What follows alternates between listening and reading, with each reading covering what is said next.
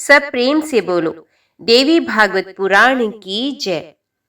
ब्रह्मा जी बोले, अत्यंत नम्र भाव से मेरे पूछने पर वे आद्य भगवती मधुर वचन कहने लगी। देवी बोली, मैं और परब्रह्म सदा एक ही हैं, कोई भेद नहीं, क्योंकि जो वे हैं वही मैं हूं और जो मैं हूं वही वे हैं। बुद्धि भ्रम से ही हम दोनों में भेद दिखाई पड़ता है, इसलिए हम दोनों में विद्यमान सूक्ष्म अंतर को जो बुद्धिमान जानता है, वे संसार के बंधन से छूटकर सदा के लिए मुक्त हो जाता है। इसमें संदेह नहीं। ब्रह्म अद्वितीय, एक नित्य एवं सनातन है। केवल सृष्टि रचना के समय वे पुण्य द्वैत भाव को प्राप्त होता है। जिस प्रकार एक ही दीपक उपाधि भेद से दो प्रकार का दिखाई देता है, अथवा दर्पण में पड़ती हुई छाया दर्पण भेद से भिन्न भिन्न प्रतीत होती है, उसी प्रकार मैं और ब्रह्म एक होते हुए भी उपाधि भेद से अनेक हो जाते हैं। हे अज, जगत का निर्माण करने के लिए सृष्टि काल में भेद दिखाई देता है, तब दृश्य दृश्य की प्रतीति होना अनिवार्य ही है, क्योंकि बिना दो के सृष्टि होना असंभव है। सृष्टि के परले काल में मैं न स्त्री हूँ, न पुरुष हूँ और ना ही नपुंसक हूँ, परंतु जब पुण्य सृष्टि होने लगती है तब पूर्ववत ये भेद बुद्धि के द्वारा उत्पन्न हो जाता है। मैं ही बुद्धि, श्री, धृति, कीर्ति, स्मृति, श्रद्धा, मेधा, दया, लज्जा, क्षुधा, तृष्णा, क्षमा, कांति, शांति, पिपासा, निद्रा, तंद्रा, जरा, अजरा, विद्या, अविद्या, सप्रहा, वांछा, शक्ति, अशक्ति, वसा, मज्जा, त्वचा, दृष्टि, सत्यासत, वाणी, परा, मध्या, पश्यंती आदि वाणी के भेद और जो विभिन्न प्रकार की नाड़ियां हैं, वे सब भी मैं ही हूँ। हे पद्मियों ने, आप ये देखिए कि संसार में मैं क्या नहीं हूँ और मुझसे पृथक कौन सी वस्तु है। इसलिए आप ये निश्चित रूप से जान लीजिए कि सब कुछ मैं ही हूँ। हे विधे, मेरे इन निश्चित रूपों के अतिरिक्त यदि कुछ हो तो मुझे बताइए। अति इस सृष्टि में सर्वत्र मैं ही व्याप्त हूँ। निश्चित ही मैं समस्त देवताओं में भिन्न भिन्न नामों से विराजती हूँ तथा शक्ति रूप से प्रकट होती हूँ और पराक्रम करती हूँ। मैं ही गौरी, ब्राह्मी, रौद्री, वाराही, वैष्णवी, शिवा, वारुणी, कुबेरी, नारसिंगी और वासवी शक्ति के रूप में विद्यमान हूँ। सब कार्यों के उपस्थित होने पर मैं उन देवताओं में प्रविष्ट हो जाती हूँ और देव विशेष को निमित्त बनाकर सब कार्य संपन्न कर देती हूँ। जल में शीतलता, अग्नि में उष्णता, सूर्य में प्रकाश और चंद्रमा में ज्योत्सना के रूप में मैं ही यथेष्ट प्रकट होती हूँ। हे विधे, इस संसार का कोई भी जीव मुझसे रहित होकर स्पंदन भी करने में समर्थ नहीं हो सकता।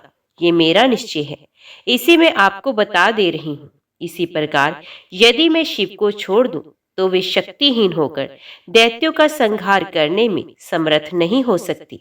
इसलिए तो संसार में भी अत्यंत दुर्बल पुरुष को लोग शक्तिहीन कहते हैं। लोग अधम मनुष्य को विष्णुहीन या रुद्रहीन नहीं कहते, बल्कि उसे शक्तिहीन ही कहते हैं। जो गिर गया हो, स्खलित हो गया हो, भयभीत हो, निश्चेष्ट हो गया हो अथवा शत्रु के वशीभूत हो गया हो, वे संसार में अरुद्र नहीं कहा जाता, अपितु अशक्त ही कहा जाता है। हे ब्राह्मण, आप ही जब सृष्टि करना चाहते हैं तब उसमें शक्ति ही कारण है, ऐसा जानिए। जब आप शक्ति से युक्त होती हैं तब ही सृष्टिकर्ता हो जाते हैं। इसी प्रकार विष्णु, शिव, इंद्र, अग्नि, चंद्रमा, सूर्य, यम, विश्वकर्मा, वरुण और वायु देवता भी शक्ति संपन्न होकर ही अपना अपना कार्य संपादित करते हैं। पृथ्वी भी जब शक्ति से युक्त होती है तब स्थिर होकर सबको धारण करने में समर्थ होती है। यदि वे शक्तिहीन हो जाए तो एक परमाणु को भी धारण करने में समर्थ ना हो सकेगी। शेषनाग, कश्यप एवं 10 दिग्गज मेरी शक्ति पाकर ही अपने अपने कार्य संपन्न करने में समर्थ हो पाते हैं। यदि मैं चाहूं तो संपूर्ण संसार का जल पी जाऊं, अग्नि को नष्ट कर दूं और वायु की गति को रोक दूं। मैं जैसा चाहती हूँ वैसा करती हूँ। हे कमलोद्धव, सभी तत्वों के अभाव का संदेह अब आप कभी न कीजिए, क्योंकि कभी कभी किसी वस्तु विशेष का प्राग भाव जिसका आदि न हो परंत हो, तथा प्रध्वंस स्वभाव जिसका आदि हो किंतु अंत न हो, उसी प्रकार हो जाता है जिस प्रकार मिट्टी के पिंडों में और कपालों में घटा भाव प्रतीत होता है। आज यहाँ पृथ्वी नहीं है, तब वे कहाँ चली गई? इस पर विचार करने पर वे पृथ्वी परमाणु रूप से विद्यमान तो है ही, ऐसा जानना चाहिए। शाश्वत, क्षणिक, शून्य, नित्य, अनित्य, सकर्तक और अहंकार, इन 7 भेदों में सृष्टि का वर्णन विवक्षित होता है। इसलिए हे अज, अब आप उस महतत्व को ग्रहण कीजिए जिससे अहंकार की उत्पत्ति होती है। तत्पश्चात अपूर्व की भांति समस्त प्राणियों की रचना कीजिए। अब आप लोग जाइए तथा अपने अपने लोगों की रचना करके निवास कीजिए और देव का चिंतन करते हुए अपने अपने कार्य कीजिए। हे विधे, सुंदर रूप वाली, दिव्य हास वाली, रजोगुण से युक्त, श्रेष्ठ श्वेत वस्त्र धारण करने वाली, अलौकिक दिव्य आभूषण से विभूषित, उत्तम आसन पर विराजमान इस महा सरस्वती नामक शक्ति को क्रीड़ा विहार के लिए अपनी सहचरी के रूप में स्वीकार कीजिए। ये सुंदरी सदा आपकी सहचरी बनकर रहेगी। इस पूज्यतम प्रेयसी को मेरी विभूति समझकर कभी भी इसका तिरस्कार ना कीजिएगा।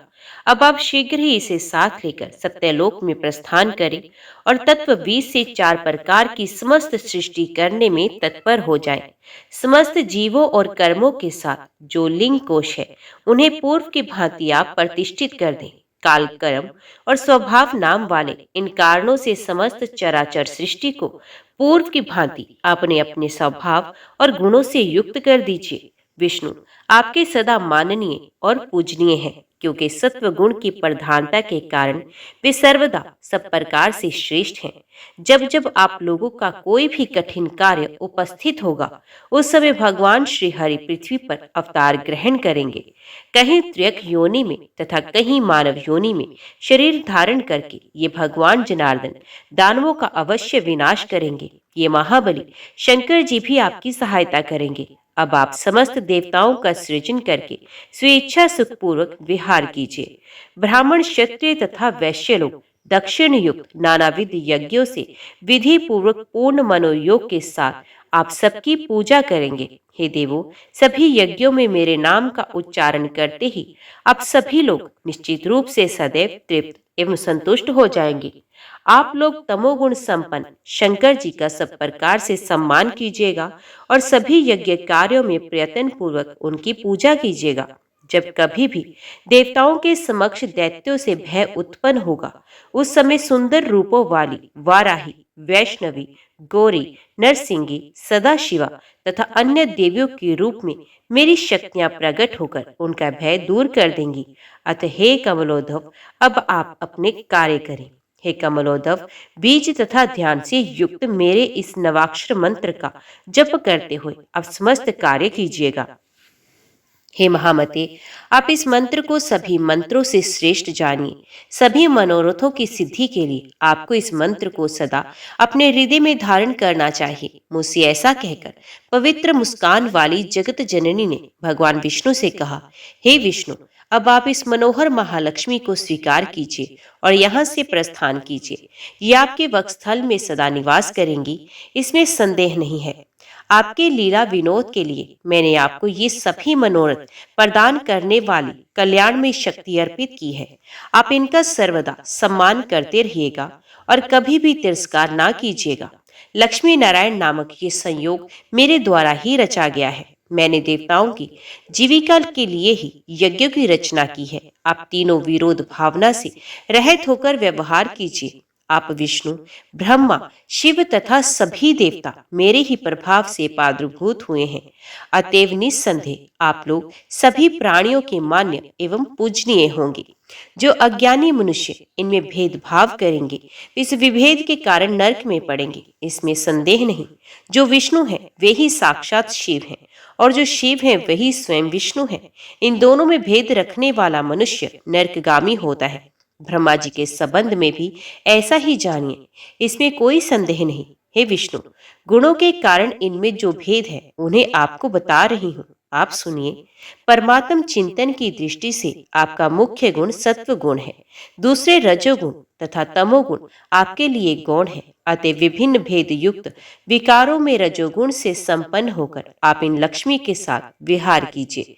हे लक्ष्मीकांत, मेरे द्वारा आपको दिया गया वाग बीज एम कामराज क्लीम तथा तृतीय माया बीज हिम, इनसे युक्त ये मंत्र परमार्थ प्रदान करने वाला है। आप इसे ग्रहण करके निरंतर इसका जप कीजिए तथा सुखपूर्वक विहार कीजिए। हे विष्णु, ऐसा करने से आपको ना तो मृत्यु भय होगा और ना ही काल जनित भय ही होगा। जब तक मैं विहार करती रहूंगी तब तक ये सृष्टि निश्चित रूप से रहेगी, और जब मैं संपूर्ण चराचर जगत का संहार कर दूंगी उस समय आप लोग भी मुझ में समाहित हो जाएंगे। आप लोग समस्त मनोरथों को पूर्ण करने वाले तथा मोक्ष प्रदान करने वाले इस मंत्र का अनवरत स्मरण करते रहें। अपना कल्याण चाहने वाले व्यक्ति को इस मंत्र के साथ ओंकार जोड़कर चतुरक्षर मंत्र का जप करना चाहिए। हे पुरुषोत्तम, अब आप वैकुंठ का निर्माण कराकर उसी में निवास कीजिए और मुझ सनातनी का ध्यान करते हुए पूर्वक विहार कीजिए। ब्रह्मा जी बोले, हे नारद, विष्णु से ऐसा कहकर उस त्रिगुणात्मिक का तथा निर्गुणा परा प्रकृति ने देवादिदेव शंकर से अमृत में वचन कहा। देवी बोली, हे हर, आप इन मनोहरा महाकाली गौरी का अंगीकार कीजिए और कैलाश शिखर की रचना कराकर वहां सुखपूर्वक विहार कीजिए। तमोगुण आप में प्रधान गुण के रूप में विद्यमान रहेगा और सत्व गुण तथा रजोगुण आप में गौण रूप से व्याप्त रहेंगे। रजोगुण और तमोगुण के द्वारा दैत्यों के विनाश के लिए आप वहां विहार करें। और हे श्रवे, परमात्मा का स्मरण ध्यान करने के लिए आप तप कर चुके हैं। आप शांति प्रधान सत्व गुण का अवलंबन कीजिए। हे अनग, त्रिगुणात्मक आप तीनों देवता सृष्टि, पालन एवं संहार करने वाले हैं। संसार में कहीं भी कोई भी वस्तु इन तीनों गुणों से रहित नहीं है। जगत की जितनी भी दृश्य वस्तुएं हैं वे सब त्रिगुणात्मिका हैं। इस संसार में ऐसी कोई भी दृश्य वस्तु गुण रहित ना तो हुई है और ना होगी। निर्गुण तो एकमात्र वे परमात्मा ही है और वे कभी दृष्टिगोचर नहीं होता। हे शंकर, समय आने पर मैं श्रेष्ठ रूपा ही वे सगुणा या निर्गुणा हो जाती हूँ। हे शंभु, मैं सर्वदा कारण हूँ, कार्य कभी नहीं। किसी कारण विशेष से मैं सगुणा होती हूँ तो उस परम पुरुष के सानिध्य में निर्गुणा रहती हूँ। महतत्व, अहंकार, तीनों गुण और शब्द आदि विषय कार्य कारण भाव निरंतर गतिशील रहते हैं। सद से अहंकार उत्पन्न होता है, इसलिए मैं शिवा सबका कारण हूँ। अहंकार मेरा कार्य है और वे त्रिगुणात्मक रूप में प्रतिष्ठित है। उस अहंकार से महतत्व उत्पन्न होता है, उसी को बुद्धि कहा गया है। वे महतत्व कार्य है तथा अहंकार उसका कारण है। इसी अहंकार से तन्मात्राओं की सदा उत्पत्ति होती है। वे तन्मात्राएं पृथ्वी, जल आदि पंच महाभूतों का कारण है। सबके सृजन में 5 कर्मेंद्रियां, 5 ज्ञानेंद्रियां, 5 महाभूत और 16वां मन, ये षोडशात्मक समूह कार्य और कारण रूप होता है। वे आदि पुरुष परमात्मा न कार्य है न कारण है। हे शिव, सबकी प्रारंभिक सृष्टि की उत्पत्ति का यही क्रम है। अभी मैंने आप लोगों की ये उत्पत्ति परंपरा संक्षेप में कही, इसलिए हे श्रेष्ठ देव, अब आप लोग मेरा कार्य संपन्न करने के लिए इस विमान से प्रस्थान करें। जब आप लोगों पर कोई संकट आएगा तब मैं स्मरण मात्र से तत्काल आप लोगों को दर्शन दूंगी। अतः हे देवो, आप लोग सर्वदा मेरा तथा सनातन परमात्मा का स्मरण करते रहें। हम दोनों के स्मरण से ही निस्संदेह आप लोगों की कार्य सिद्धि होगी। ब्रह्मा जी बोले, हे नारद, ऐसा कहकर भगवती ने अपनी अद्भुत शक्तियां प्रदान कर हमें विदा किया। विष्णु को महालक्ष्मी, शिव को महाकाली और मुझे महासरस्वती प्रदान करके उस स्थान से विदा कर दिया। उनके स्वरूप तथा अत्यंत अद्भुत प्रभाव का स्मरण करते हुए अन्य स्थान पर पहुंचकर हम लोग पुण्य पुरुष रूप में हो गए। तब लौटकर हम तीनों पुण्य उसी विमान में बैठ गए। हमने देखा कि वहां ना तो वे मणिद्वीप है और ना वे महामाया और ना ही वे सुधा सागर है। उस समय वहां उस विमान के अतिरिक्त और कुछ दृष्टिगोचर नहीं होता था। उस विशाल विमान में बैठकर हम तीनों पुण्य उसी महासागर में विद्यमान उस कमल के निकट पहुंचे जहां भगवान विष्णु ने मधु कैटभ नामक दुर्दर्श दैत्यों का वध किया था। ब्रह्मा जी बोले, हे महाभाग नारद, मैंने विष्णु तथा शंकर ने इस प्रकार के प्रभाव वाली उन देवी को तथा अन्य सभी देवियों को पृथक पृथक देखा। व्यास जी बोले, पिता का ये वचन सुनकर मुनिवर नारद ने परम प्रसन्न होकर प्रजापति ब्रह्मा जी से ये बात पूछी। नारद जी बोले, हे पितामह, आपने जिन आदि अविनाशी, निर्गुण, अच्युत तथा अव्यय परम पुरुष का दर्शन तथा अनुभव किया, उनके विषय में बताइए। हे पिताजी, आपने त्रिगुण संपन्ना देवी का दर्शन तो कर लिया, निर्गुणा शक्ति कैसी होती है वे? हे कमलोद्धव, अब आप मुझे उन शक्ति का तथा परम पुरुष का स्वरूप बताइए, जिनके लिए मैंने श्वेतद्वीप में महान तप किया और क्रोध शून्य सिद्ध पुरुषों, महात्माओं तथा तपस्वियों के दर्शन किए। वे परमात्मा मुझे दृष्टिगोचर नहीं हुए। हे प्रजापति, इसके बाद भी उनके दर्शनार्थ मैंने यहाँ बार बार घोर तपस्या की। हे तात, आपने मनोरमा सगुणा शक्ति का दर्शन किया है। आप मुझे बताइए कि निर्गुणा शक्ति और निर्गुण परमात्मा कैसे होते हैं। व्यास जी बोले, नारद जी ने अपने पिता प्रजापति ब्रह्मा से ऐसा पूछा। तब उन पितामह ने मुस्कुराते हुए रहस्यपूर्ण वचन कहा। ब्रह्मा जी बोले, हे मुने, निर्गुण तत्व का रूप दृष्टिगोचर नहीं हो सकता, क्योंकि जो दिखाई पड़ता है वे तो नाशवान होता है। जो रूप रहित है वे दृष्टिगोचर कैसे हो सकता है। निर्गुणा शक्ति को जान पाना अत्यंत दुरूह है और उसी प्रकार निर्गुण परम पुरुष का साक्षात्कार भी अति दुष्कर है। ये दोनों केवल मुनिजनों के द्वारा ज्ञान से प्राप्त तथा अनुभूत किए जा सकते हैं। आप प्रकृति तथा पुरुष दोनों को आदि अंत से सर्वदा रहित जानिए। ये दोनों विश्वास से जाने जा सकते हैं, अविश्वास से कभी नहीं। हे नारद, सभी प्राणियों में जो चैतन्य विद्यमान है उसे ही परमात्म स्वरूप जानो। तेज स्वरूप वे परमात्मा सर्वत्र व्याप्त है तथा सदा विराजमान है। हे महाभाग, उन परम पुरुष तथा प्रकृति को सर्वव्यापी तथा सर्वगामी समझिए। इस संसार में कोई भी पदार्थ उन दोनों से रहित नहीं है। सर्वदा अव्यय, एक रूप, चिदात्मा, निर्गुण तथा निर्मल, उन दोनों प्रकृति पुरुष को एक ही शरीर में सम्मिश्रित मानकर सदा इनका चिंतन करना चाहिए। हे नारद, जो शक्ति है वे ही परमात्मा है और जो परमात्मा है वे ही परम शक्ति मानी गई है। इन दोनों में विद्यमान सूक्ष्म अंतर को कोई भी नहीं जान सकता। हे नारद, कोई भी व्यक्ति समस्त शास्त्रों तथा अंगों सहित वेदों का अध्ययन करके भी विरक्ति के बिना उन दोनों के सूक्ष्म अंतर को नहीं जान पाता। हे पुत्र, जड़ चेतन रूप ये सारा जगत अहंकार से निर्मित है। ऐसी स्थिति में सैकड़ों कल्पों में भी ये अहंकार से रहित कैसे हो सकता है। हे पुत्र, सगुण मनुष्य निर्गुण को नेत्र से कैसे देख सकता है। अतः हे महाबुद्धे, उन परमात्मा के सगुण रूप का मन से समय का ध्यान करते रहो। हे मुनिश्रेष्ठ, पित्त से आच्छादित जीवा जिस प्रकार यथार्थ रस का अनुभव ना करके केवल कटु रस का अनुभव करती है तथा पित्त आश्रित नेत्र यथार्थ रूप ना देखकर केवल पीले रंग को ही देखता है, उसी प्रकार गुणों से आच्छादित मन उस निर्गुण परमात्मा को कैसे जान पाएगा, क्योंकि मन भी तो अहंकार से उत्पन्न हुआ है। तब वे मन अहंकार से रहित कैसे हो सकता है। जब तक अंतकरण गुणांश रहित नहीं होता तब तक परमात्मा का दर्शन कैसे संभव हो। जब मनुष्य अहंकार विहीन हो जाता है तब वे अपने हृदय में उनका साक्षात्कार कर लेता है।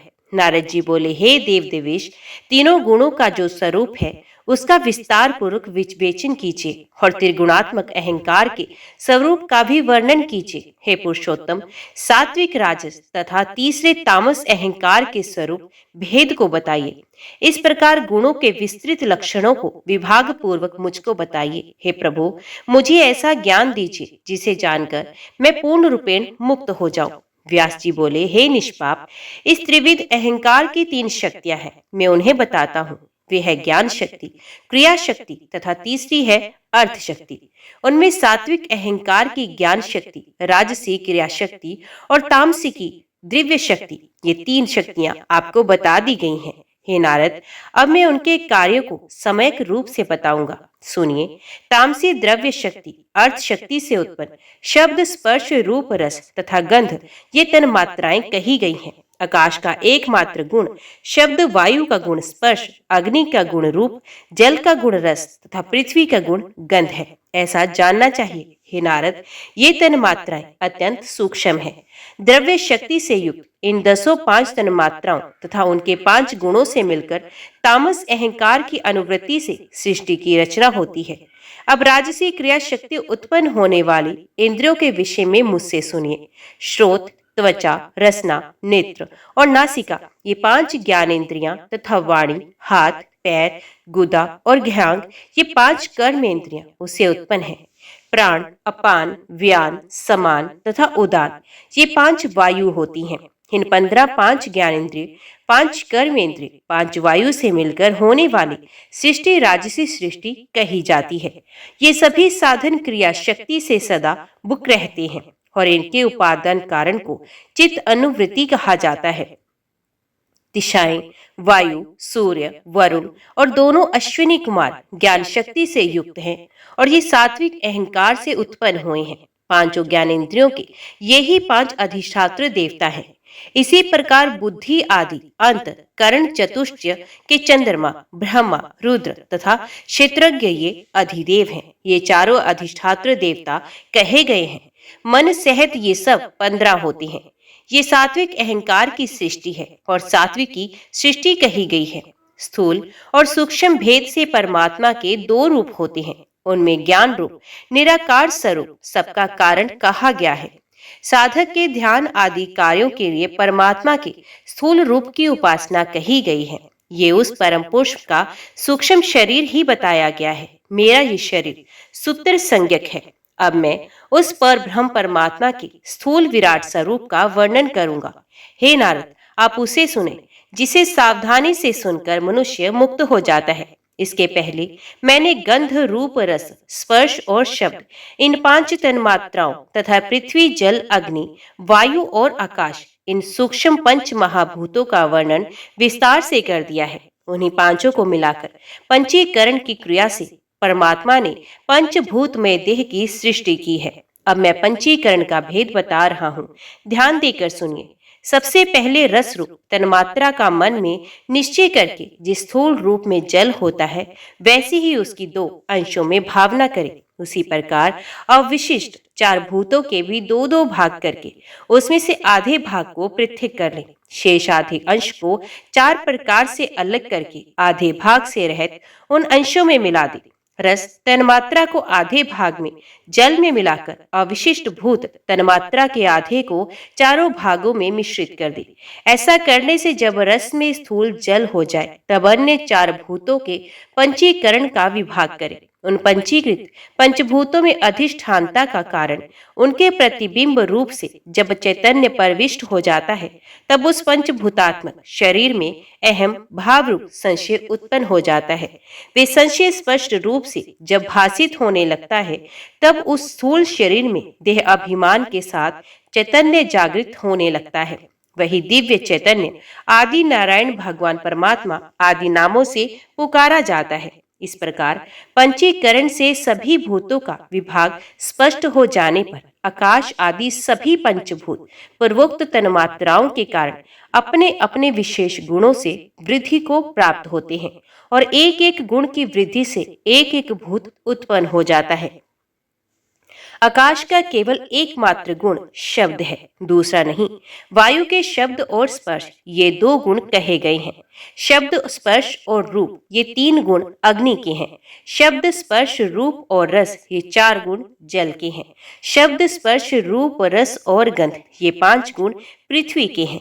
इस प्रकार इन पंचीकृत महाभूतों के योग से ब्रह्मांड की उत्पत्ति कही जाती है। ब्रह्मांड के अंश से उत्पन्न सभी जीवों को मिलाकर 84 लाख जीव योनियां कही गई हैं। ब्रह्मा जी बोले, हे तात, आपने जो मुझसे पूछा था वे सृष्टि का वर्णन मैंने कर दिया। अब गुणों का स्वरूप कहता हूँ, उसे एकाग्रचित होकर सुनो। सत्व गुण को प्रीति स्वरूप समझना चाहिए। वे प्रीति सुख से उत्पन्न होती है। सरलता, सत्य, शोच, श्रद्धा, क्षमा, धैर्य, कृपा, लज्जा, शांति और संतोष, इन लक्षणों से सदैव निश्चल सत्व गुण की प्रतीति होती है। सत्व गुण का वर्ण श्वेत है। ये सर्वदा धर्म के प्रीति उत्पन्न करता है। सत श्रद्धा का आविर्भाव करता है तथा असत श्रद्धा को समाप्त करता है। तत्वदर्शी मुनियों ने 3 प्रकार की श्रद्धा बतलाई है, सात्विकी, राजसी एवं तीसरी तामसी। रजोगुण रक्त वर्ण वाला कहा गया है। ये आश्चर्य एवं अप्रीति को उत्पन्न करता है। दुख से योग के कारण ही निश्चित रूप से अप्रीति उत्पन्न होती है। जहाँ ईर्ष्या, द्रोह, मत्सर, स्तंभन, उत्कंठा एवं निद्रा होती है, वहाँ राजसी श्रद्धा रहती है। अभिमान, मद और गर्व, ये सब भी राजसी श्रद्धा से ही उत्पन्न होते हैं। अतः विद्वान मनुष्यों को चाहिए कि वे इन लक्षणों द्वारा राजसी श्रद्धा समझ लें। तमोगुण का वर्ण कृष्ण होता है। ये मोह और विषाद उत्पन्न करता है। आलस्य, अज्ञान, निद्रा, दीनता, भय, विवाद, कायरता, कुटिलता, क्रोध, विषमता, अत्यंत नास्तिकता और दूसरों के दोष को देखने का स्वभाव, ये तामसिक श्रद्धा के लक्षण है। पंडित जन इन लक्षणों से तामसी श्रद्धा जान ले। तामसी श्रद्धा से युक्त ये सभी लक्षण पर पीड़ादायक हैं।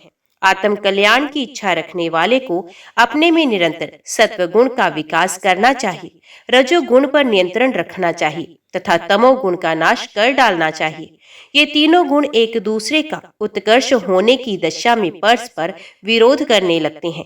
ये सब एक दूसरे के आश्रित हैं, निराश्रय होकर नहीं रहते। सत्वगुण, रजोगुण तथा तमोगुण में से कोई एक अकेला कभी नहीं रह सकता।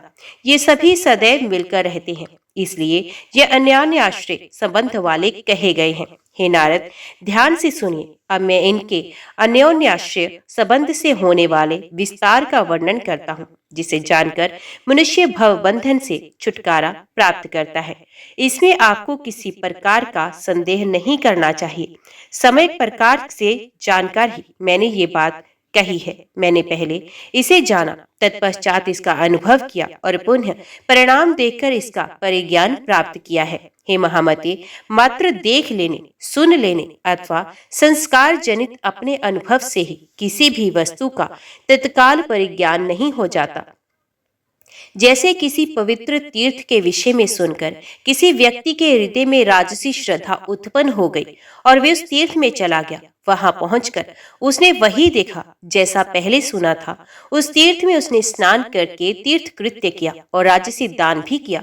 रजोगुण से युक्त रहकर उस व्यक्ति ने कुछ समय तक वहां तीर्थवास ही किया, किंतु ऐसा करके भी वे राग द्वेष से मुक्त नहीं हो पाया और काम, क्रोध आदि विकारों से आच्छादित ही रहा।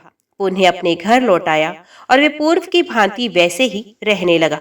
हे मुनीश्वर, उस व्यक्ति ने तीर्थ की महिमा तो सुनी, किंतु उसका सम्यक अनुभव नहीं किया। इसी कारण उसे तीर्थ यात्रा का कोई फल प्राप्त नहीं हुआ। अतः नारद, उसका सुनना ना सुनने के बराबर समझे। हे मुनिश्रेष्ठ, आप ये जान लें कि तीर्थ यात्रा का फल पाप से छुटकारा प्राप्त करना है। ये वैसे ही है जैसे संसार में कृषि का फल उत्पादित अन्न का भक्षण है। जो काम, क्रोध, लोभ, मोह, तृष्णा, द्वेष, राग, मद, परदोष दर्शन, ईर्ष्या, सहनशीलता का अभाव और अशांति आदि हैं, ये पापमय शरीर के विकार हैं। हे नारद, जब तक ये पाप शरीर से नहीं निकलते तब तक मनुष्य पापी ही रहता है।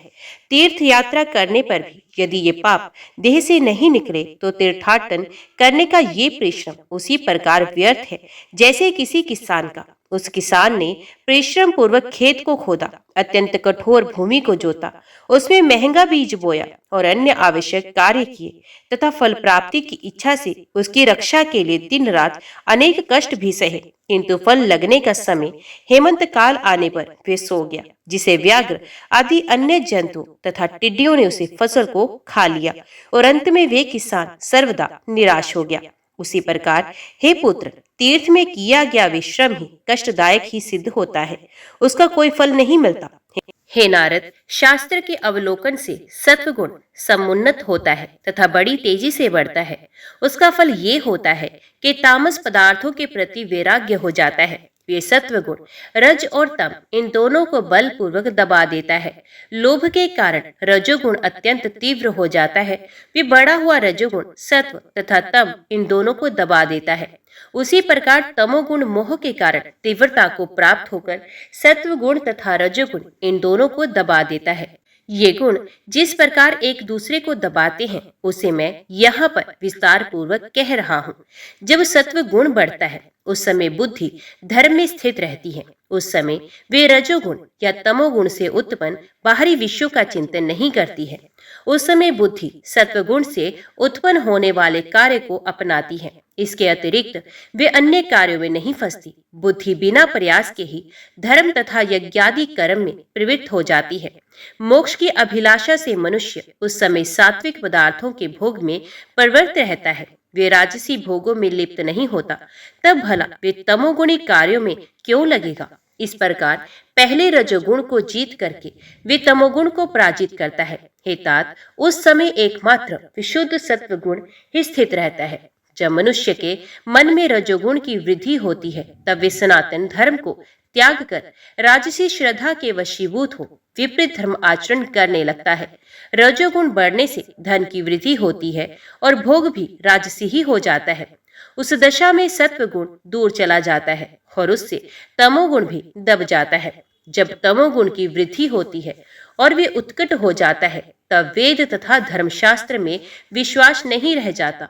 उस समय मनुष्य तामसी श्रद्धा प्राप्त करके धन का दुरुपयोग करता है, सबसे द्रोह करने लगता है तथा उसे शांति नहीं मिलती। वे क्रोधी, दुर्बुद्धि तथा दुष्ट मनुष्य सत्व तथा रजोगुण को दबाकर अनेक विध तामसिक विचारों में लीन रहता हुआ मनमाना आचरण करने लगता है। किसी भी प्राणी में सत्वगुण, रजोगुण तथा तमोगुण अकेले नहीं रहते, अपितु मिश्रित धर्म वाले में वे तीनों गुणों एक दूसरे के आश्रयभूत होकर रहते हैं। हे पुरुषश्रेष्ठ, रजोगुण के बिना सत्वगुण और सत्वगुण के बिना रजोगुण कदापि नहीं रह सकते। इसी प्रकार तमोगुण के बिना ये दोनों गुण नहीं रह सकते। इस प्रकार ये गुण परस्पर स्थित रहते हैं। सत्वगुण तथा रजोगुण के बिना तमोगुण नहीं रहता, क्योंकि बिना मिश्रित धर्म वाले सभी गुणों की स्थिति कार्य कारण भाव से विभिन्न प्रकार की होती है। ये सभी गुण अन्यान्य आश्रय भाव से विद्यमान रहते हैं, अलग अलग भाव से नहीं। प्रसव धर्मी होने के कारण ये एक दूसरे के उत्पादक भी होते हैं। सत्वगुण कभी रजोगुण का और कभी तमोगुण को उत्पन्न करता है। इसी तरह रजोगुण कभी सत्वगुण को तो कभी तमोगुण को उत्पन्न करता है, और इसी प्रकार तमोगुण कभी सत्वगुण को एवं कभी रजोगुण को भी उत्पन्न करता है। ये तीनों गुण आपस में एक दूसरे को उसी प्रकार उत्पन्न कर देते हैं जिस प्रकार मिट्टी का लोंदा घड़े को उत्पन्न करता है। मनुष्यों की बुद्धि में स्थित ये तीनों गुण परस्पर कामनाओं को उसी प्रकार जागृत करते हैं जैसे देवदत्त, विष्णुमित्र और यज्ञदत्त आदि मिलकर काम करते हैं। जिस प्रकार स्त्री और पुरुष आपस में मैथुन भाव को प्राप्त होते हैं, उसी प्रकार ये तीनों गुण परस्पर युगम भाव को प्राप्त रहते हैं। रजोगुण का युगम भाव होने पर सत्वगुण, सत्वगुण का युगम भाव होने पर रजोगुण और तमोगुण के युगम भाव से सत्वगुण तथा रजोगुण ये दोनों उत्पन्न होते हैं, ऐसा कहा गया है। नारद जी बोले, इस प्रकार पिताजी ने तीनों गुणों के अत्युत्तम स्वरूप का वर्णन किया। इसे सुनने के पश्चात मैंने पुनः पितामह ब्रह्मा जी से पूछा।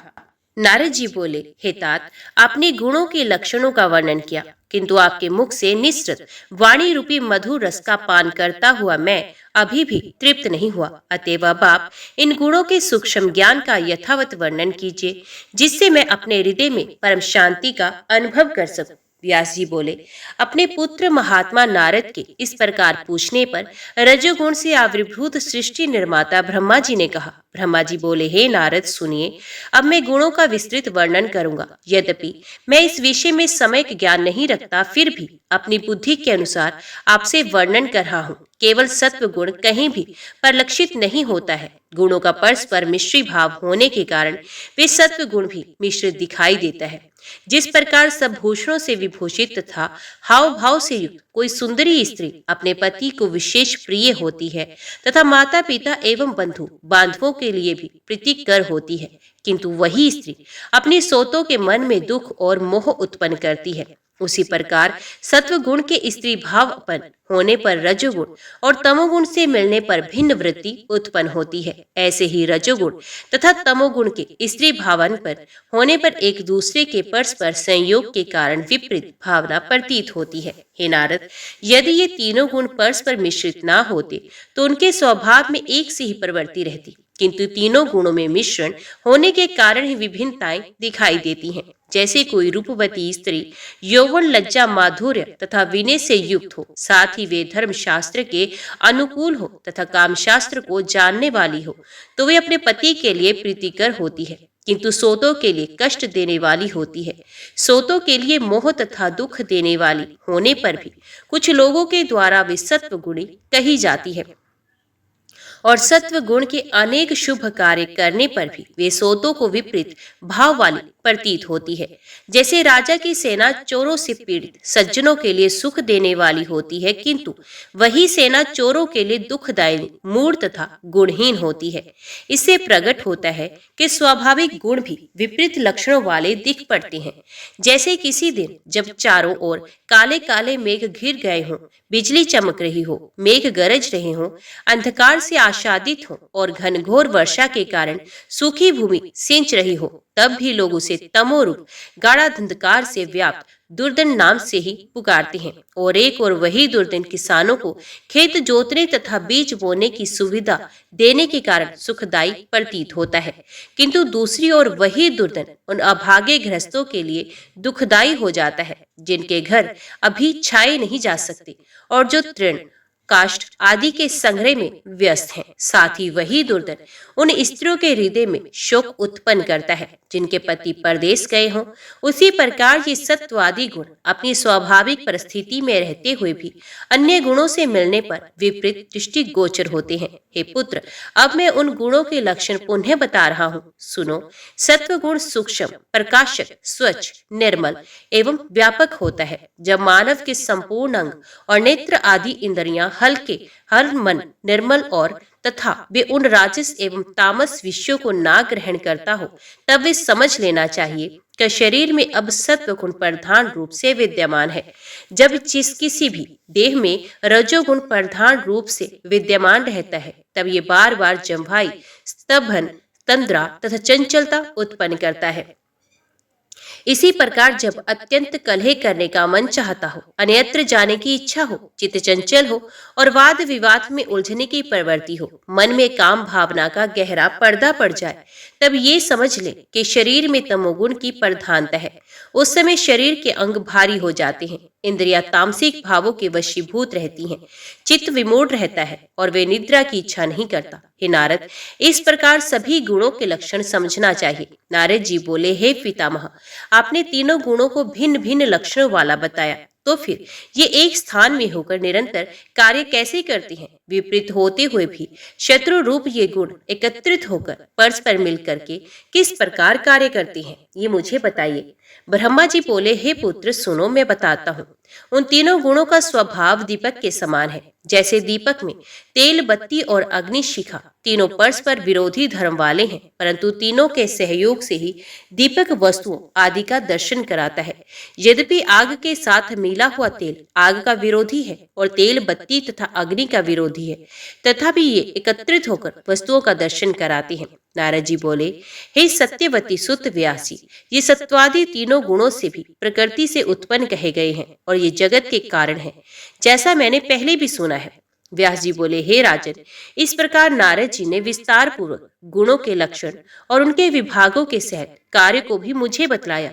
सर्वदा उन्हीं परम शक्ति की आराधना करनी चाहिए, जिनसे ये समस्त संसार व्याप्त है।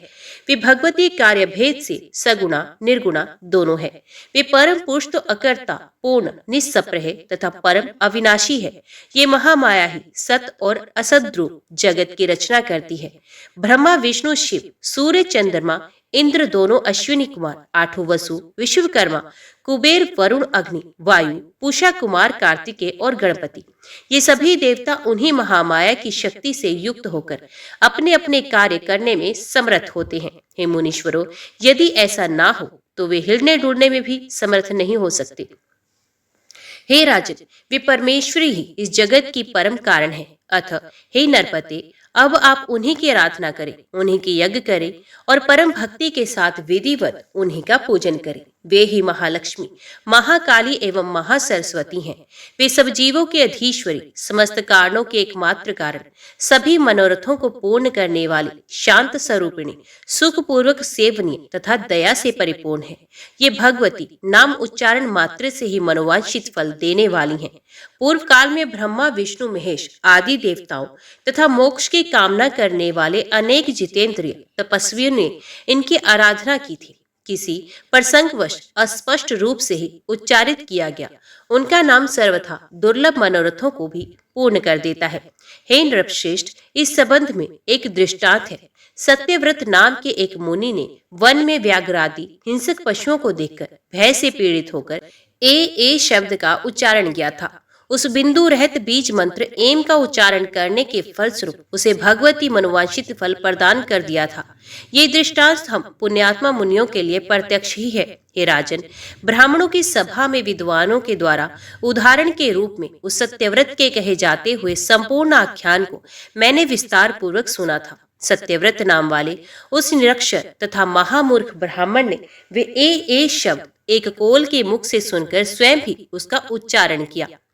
बिंदु रहित एम बीज का उच्चारण करने से भी वे श्रेष्ठ विद्वान हो गया।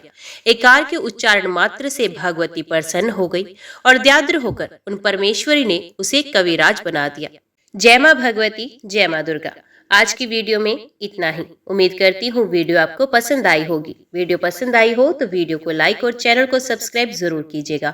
जय माता दी लिखकर कमेंट बॉक्स में अपनी हाजिरी और अपने सुझाव देना ना भूलिएगा। तो मिलते हैं अगली कथा अगले अध्याय के साथ। तब तक के लिए देखते व सुनते रहिए। जय मां कंजय, जय माता दी।